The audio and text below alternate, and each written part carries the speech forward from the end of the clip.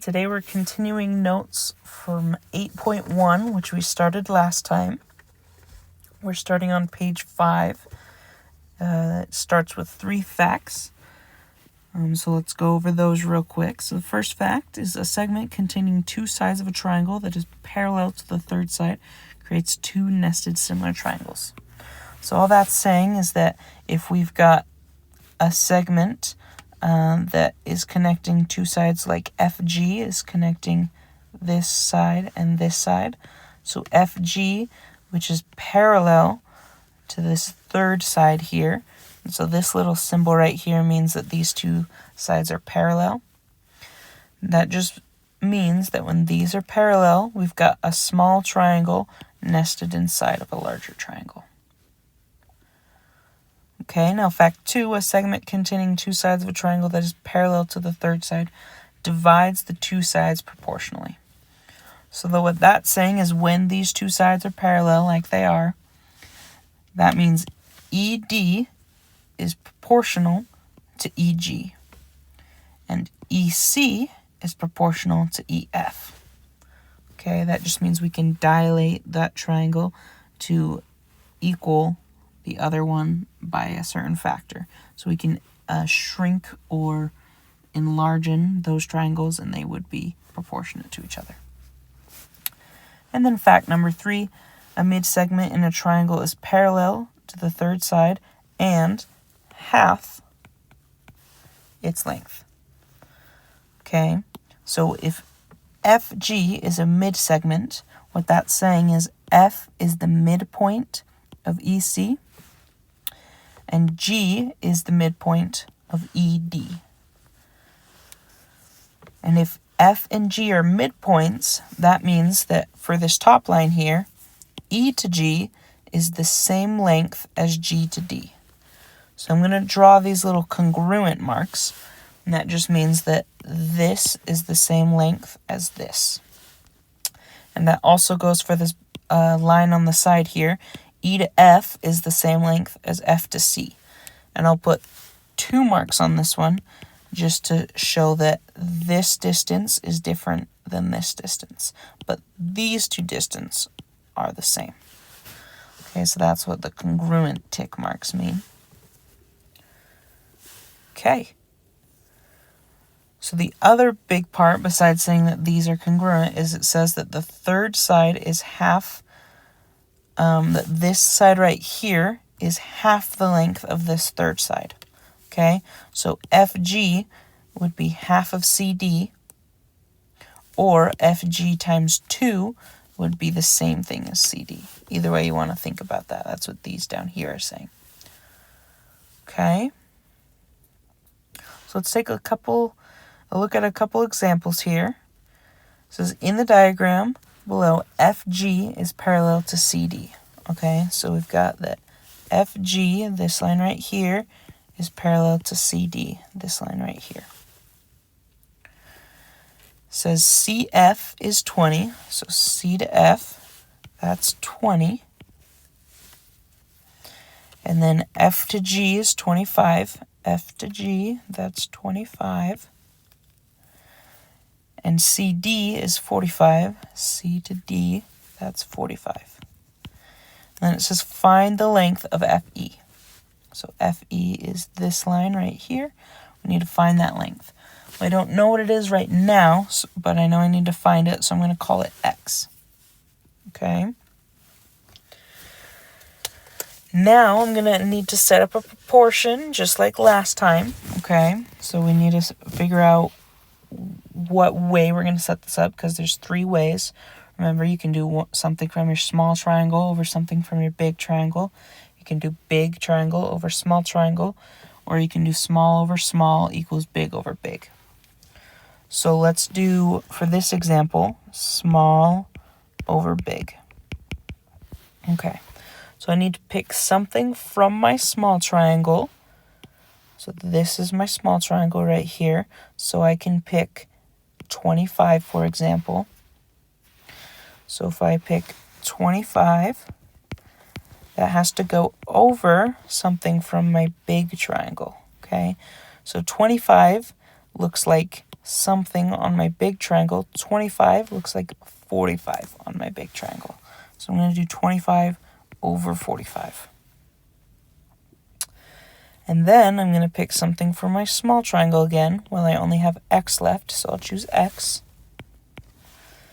Now I've got to see what looks like x on the big triangle.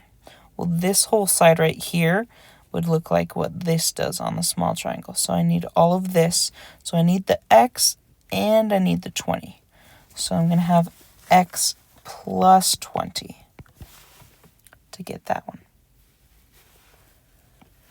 And now that we've got our proportion set up here, we're going to cross multiply. So we're going to go 25 times x plus 20. So 25 times x plus 20. That's going to equal 45 times x. So it equals 45x.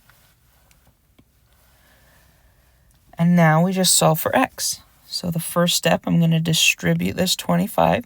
25 times x is 25x. 25 times 20 is 500. And then we're still equal to 45x.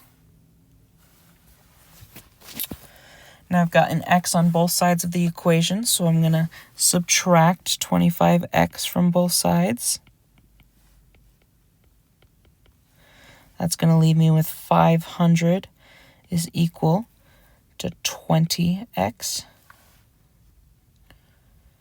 And then my last step is to divide both of those by 20 to get x all alone. 500 divided by 20 means x is equal to 25.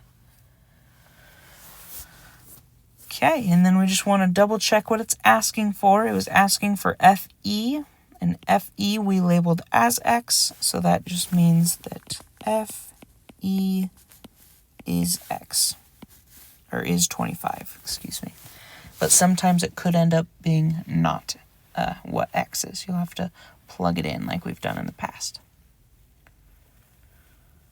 Okay, on example M, it says in the diagram below, OP is parallel to LM. So I've got OP, which is parallel to LM. It says if OP is 12 less than ON, so OP is going to be 12 less than ON. Well, this little text up here actually doesn't tell me what ON is. It actually says find ON. So I need a placeholder for ON. I'm going to call it X. ON is going to be X. And now that I have a placeholder, now I can say OP is 12 less than that. So OP, this line can be X minus 12. Okay, it's 12 less than that. And it says LN is 55. So LN, this whole side right here, that's going to be 55. And then LM, that's going to be 33.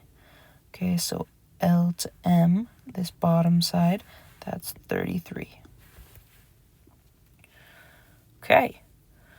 Last time we did small over big. This time let's do something from the small triangle over another thing from the small triangle equals something from the big triangle over another thing from the big triangle. Okay. So that's going to look like something from my small triangle, which is right here. Let's do X. That's on my small triangle. And then I need to do that over something else from my small triangle. So I can do, I've done X, I have to do X minus 12. That's on my small triangle. Okay. And now, what does X look like on my big triangle? Well, X is this side, which means I need this side, which is 55. So it looks like 55. And then X minus 12 looks like 33 on my big triangle. Okay, so now I have my proportion set up and I can cross multiply. I've got X times 33. So I've got 33X, and that's going to be equal to X minus 12 times 55. So 55 times X minus 12. And now I can distribute this 55. So I still have a 33x on the left-hand side here. That's equal to 55 times x, which is 55x, and 55 times negative 12, which is negative 660. Okay, I've got an x on both sides of the equation here, so I want to get rid of one of those. So I will subtract 55x from both sides, which is going to leave me with negative 22x is equal to negative 660. And then my last step to get x all by itself, divide both sides by negative 22.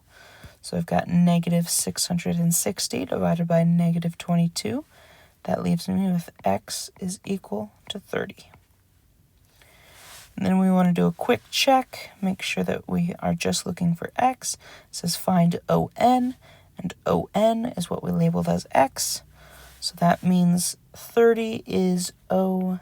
And that would be our answer. Okay. Now on example N, it says that FG is parallel to CD. Okay, so we've got this is parallel to CD.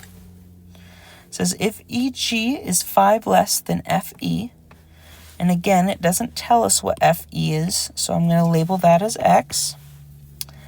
And then it says EG is 5 less than that, so EG being this right here, that is 5 less than X, so X minus 5. And then CE is 54, so CE right here, this whole one, that is 54. And then ED is 45, ED, this is all 45. Okay, so we've done small over big, and then we did small over small equals big over big. So now let's do big over small. Okay, so I'm looking for something from my big triangle to put over something in my small triangle.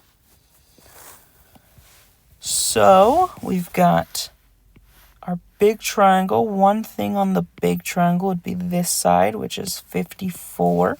So I'll say 54 over what looks like 54 on the small triangle would be this, or just X.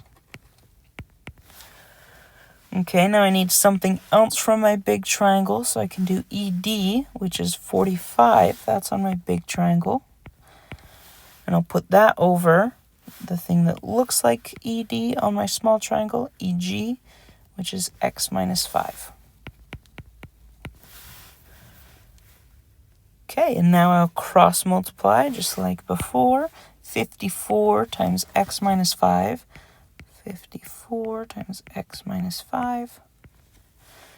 That's going to be equal to 45 times X, 45X. Okay, let's distribute this 54. 54 times X is 54X. 54 times negative 5, that's negative 270. That's still equal to 45x. And I have an x on both sides of the equation, so I want to get rid of one of them. I'll subtract 54x from both sides, which will give me negative 270 is equal to negative 9x. And then to get x all by itself, I divide both sides by negative 9. So negative 270 divided by negative 9 means that x is equal to 30. And then we just double check. It's asking for the length of FE. FE is what I labeled as x. So that means that FE equals 30. Okay, so those three are an example that will be just like your Delta Math. Now we're going to do an example that will be like a stations activity that we're going to do in class. And it's going to involve the third fact that we went over. Okay, so this one says, in the triangle below, PQR, in that triangle, PQR, S would be the midpoint of PR. So S is the midpoint of PR. That means that these two sides are going to be the same length. Okay? It also says that T is the midpoint of QR. So QR, T is the middle of that. So that means those sides are going to be the same. Okay, then it says if ST is 8x minus 31, so ST, that's 8x minus 31, and PQ is 99 minus 7x, so PQ, this one down here, is 99 minus 7x. It wants to know what is the measure of PQ. So it wants to know the measure of this line without the x there. So we first need to solve for x. Well, if we look back at fact 3, or if we remember, it says that the small one, ST, is always half the length of this larger one when these are congruent. Okay?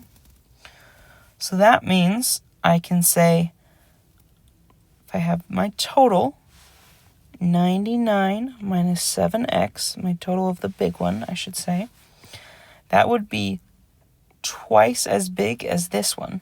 So if I take my small one and multiply it by 2, or in other words, 2 times 8x minus 31, that would be a true equation right there. And all I have to do is solve for x now.